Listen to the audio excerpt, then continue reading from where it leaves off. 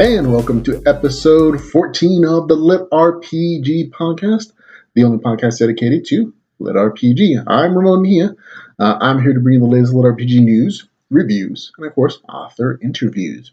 Now, before we begin, I want to give a special shout out to our three newest Patreon supporters: Justin Johansson at the $3 a month level, Blaise Corbin, and Edward Castle, the last two, who are amazing supporters.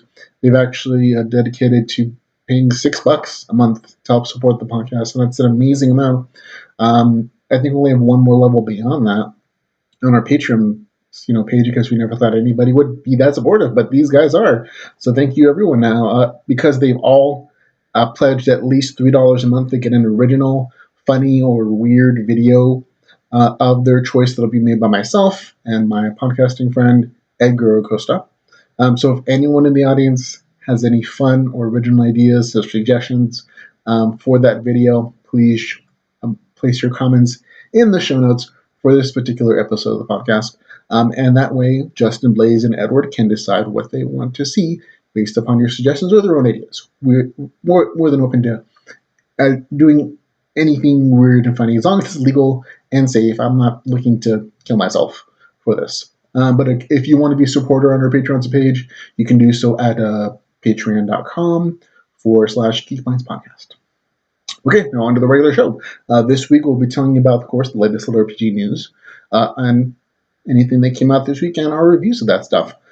In new releases and reviews, we'll be talking about two particular things and one audiobook. The audiobook we're going to be reviewing is going to be Way of the Shaman, Book 3. The audiobook came out. I've been listening to it, and I'll let you know what I think about that. And the two new books are going to be Gamescape, Overworld, and Galactic, Fist of Legend, Volume 1. Okay, on to LitRPG News.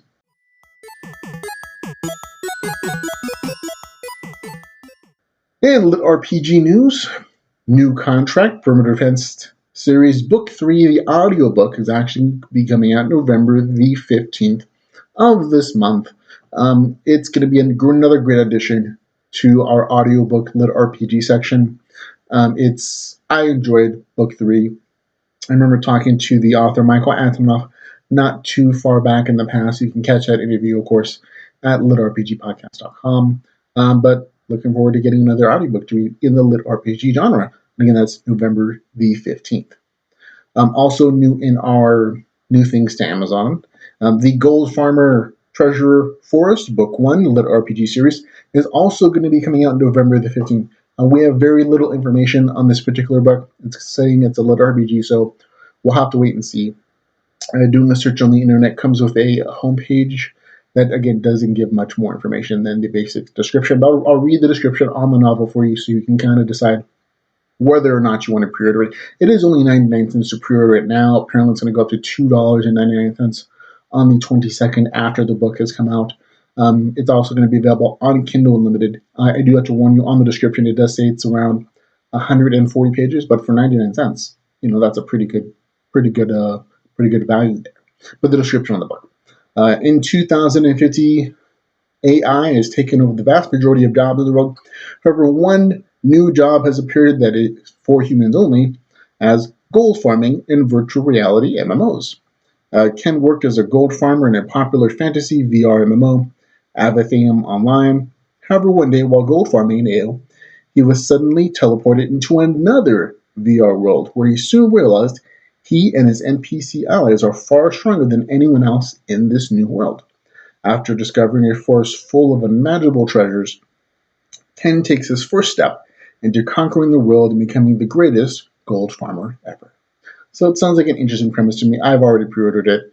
Not too huge of a risk at this point. And I'll let you know when it comes out on November the 15th. Not really that far from now. Our regular section, nothing has really changed there, with the exception of the last two bits. With the Gold Farmer Treasure Forest, Book 1, coming out November 15th. Dungeon Crawl, a LitRPG adventure, November 17th. Homeland Endgame 2, November the 19th still. The Phantom Council with the Shaman, Book 4, November the 28th. The Cadet, LitRPG Squadron 13, Book 1, December the 5th. Way of the Outcast, Mirror World, Book 3, December the 19th. Video Game Plotline Tester, The Dark Herbalist, Book 1, January 3rd. So we have lots of things coming up. A lot of it coming up in November, though. You should have four new largish LitRPG books coming out in the month of November for you folks. Of course, plus anything that happens to pop up, we'll let you know. On to new releases and reviews.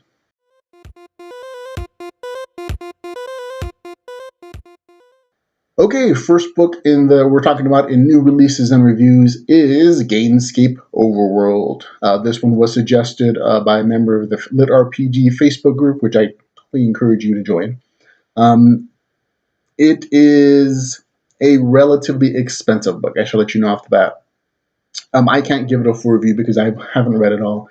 It was a little too expensive for my taste. It is pretty beefy. It's almost 500 pages, but the cost at this point on Amazon is $9.99. So it's almost $10. So it's a little pricey for my taste for the ebook version. I've already ordered a used print version, which will run me about $5.95, which is a little more reasonable to me. So I'll be able to give it a full review once I've actually received that. But as of the recording of this podcast, I haven't gotten it yet, so I can't give it a full review. But I did want to let you guys know about it because I know some of you guys are really jonesing for something new to read, and this was a new LitRPG book. From the description and from the sample I read, you can tell it's a LitRPG book at least. I'll give you a brief synopsis of what they were talking about in the book at least. It is the virtual portion of this world takes place in the near future. A boy who's very sick, has a heart condition, is a top-notch player in the virtual reality game called Chimera. And once he gets to level 25 in this game, he can actually get an amazing award of a new mechanical heart, or new, biomechanical heart. While he's trying to progress to that point so he can save his own life, a contest opportunity for even better prizes, even better chances for him to stay alive comes around, and he, of course, enters that contest. Again, that's all I really know about it from the description on the book. It seems like there's going to be some team-based gameplay within the novel after that contest starts, but I kind of get the vibe that it's like Ready Player One, in that there's a virtual reality contest. This kid is going to go try to win the contest. He has to cooperate with other players to really get a head start on it, and he kind of finds himself along the way. So that's the vibe I get from it. And from the sampling of the book, you can download the sample free from Amazon. You can tell there are already LitRPG elements in there. It's a virtual reality game world, so that fulfills the first requirement. And the levels are already established. So there's an evident, very obvious way of describing character progression. From the sampling, you can see that there's very interesting puzzles within the levels of this game world, and also some boss fights. So it seems interesting enough to me to spend the $6 on a used version of this. Not quite interesting enough to buy the ebook version for $10. That's just me. If anyone down has read it or purchases it, happens to have an opinion on it, please send it over to feedback@geekbytespodcast.com or litrpgpodcast@gmail.com, and I will happily read your review of this particular novel. But for now, that's kind of all I have for you on that particular book. The next actual review that I have is going to be for The Secret of the Dark Forest, Way of the Shaman series, Book 3, Audible Edition. Now, I've already kind of given my review of this particular novel after we talked to Vasily Mehenko when he was promoting this book when it first came out. You can, again, watch that interview on our website. In my opinion, though, as an audiobook, it does a really good job. They're using the same narrator from, I believe, the first and second book. And it's only gotten better. It's gotten more streamlined. There's not these word jumps. And you can tell that they've modified some of the descriptions on some of the character traits and the skills. Because in the novel, they show the full formula of like what it's being described as.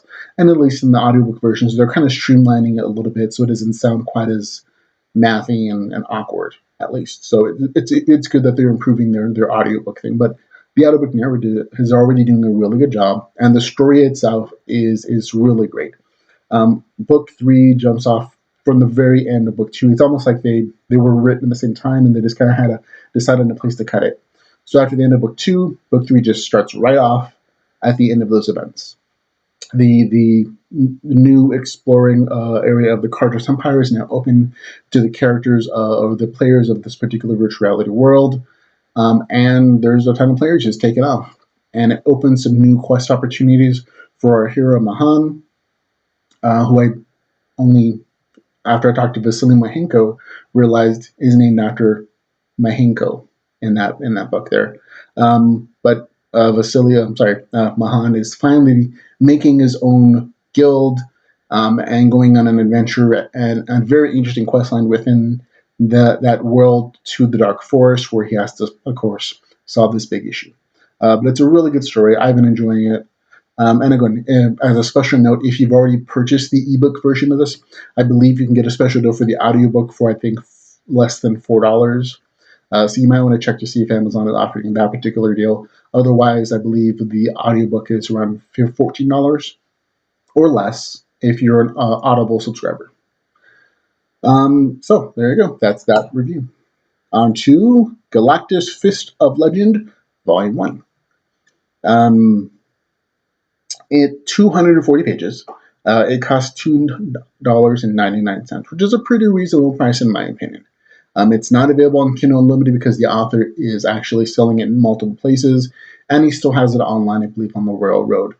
You can actually find this not just at Amazon, but also at Smash Swords. We'll have a link in the show notes for both those links if you want to purchase it in either location. Additionally, I believe the author is giving away a coupon code for Smash Swords. If you want to purchase it there, we'll again have the coupon code in our show notes as well for you to look at. But as far as the review goes, it's a really good story. I've really enjoyed reading it. I believe I read part of it on the Railroad when the author was still putting it together and polishing up.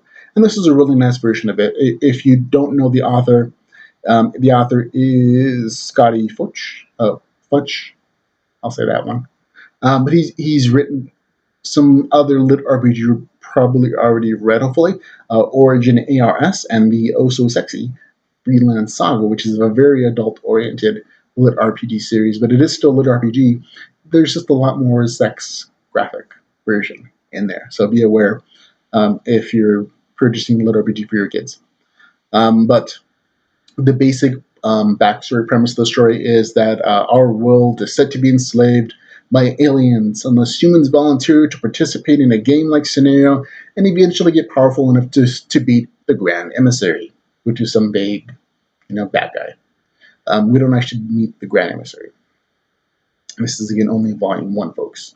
But that's really a bunch of background stuff. Much of the story takes place in a zombie apocalypse world or alternate reality where the main character, Scott, has to survive and gain enough XP to grow strong and complete his assigned quests. The character also travels through other game universes that parody familiar worlds like Mario Brothers, Metroid, and a bunch of other video game franchises. It's actually really fun. The author doesn't take the genre too seriously. He does a lot of parody, makes fun and pokes at particular things that we're familiar with, video game ideas, concepts, characters. He uses them all in a very humorous way.